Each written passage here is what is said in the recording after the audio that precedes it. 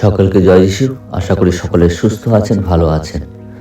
চলুন আজকে আমরা পবিত্র বাইবেলে প্রভু যিশু কি বলছেন তা আমরা পাঠ করি।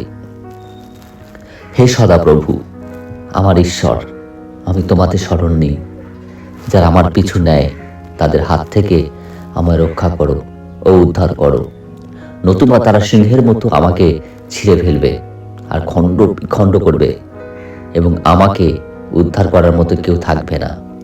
হে সদাপ্রভু, আমার ঈশ্বর, যদি আমি অন্যায় কাজ করেছি ও আমার হাতে অপরাধ আছে, যদি আমি বন্ধুর প্রতি বিশ্বাসঘাতকতা করেছি, যদি অকারণে আমার শত্রুকে লুট করেছি, তবে আমার শত্রু আমাকে তাড়া করে বন্দি করুক, আমার প্রাণ মাটিতে পদদলিত করুক এবং আমার সম্মান ধুলোয় মিশিয়ে দিক।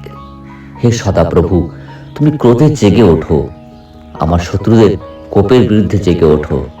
হে ঈশ্বর, তুমি জাগো, তোমার ন্যায় বিচার প্রতিষ্ঠা করো, তোমার চারপাশে জাতিরা সমবেত হোক। ঊর্ধ্বলোক থেকে তুমি তাদের শাসন করো। সদাপ্রভু সব মানুষের বিচার করুক আমার ধার্মিকতা অনুযায়ী। হে সদাপ্রভু, আমার সততার বলে আমি পরাৎপর আমাকে নির্দোষ মান্য করো। দুষ্টদের অত্যাচার তুমি বন্ধ করো এবং ধার্মিকদের সুরক্ষিত করো। তুমি হে নরপরায়ণ ঈশ্বর, সকলের হৃদয় ও মন অনুসন্ধান করো। পরাৎপর ঈশ্বর আমার ঢাল, যিনি ন্যায়পরায়ণদের রক্ষা করেন।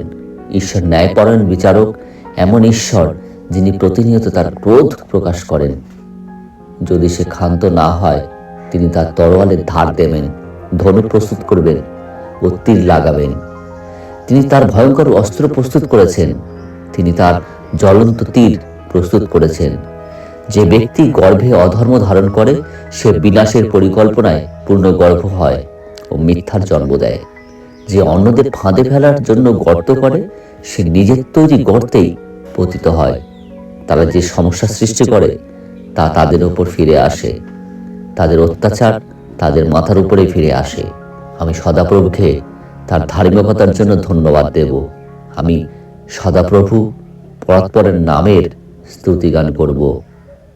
আমেন। আজকে আমরা দেখলাম আমরা প্রভু যিশু পবিত্র বাইবেলে আমাদের কি বলতে চাইছেন, আমাদের সুরক্ষিত রাখার জন্য, আমাদের রক্ষা কবচ হয়ে ঢাল হয়ে দাঁড়ানোর জন্য। সকলে ভালো থাকবেন, সুস্থ থাকবেন। Praise the Lord.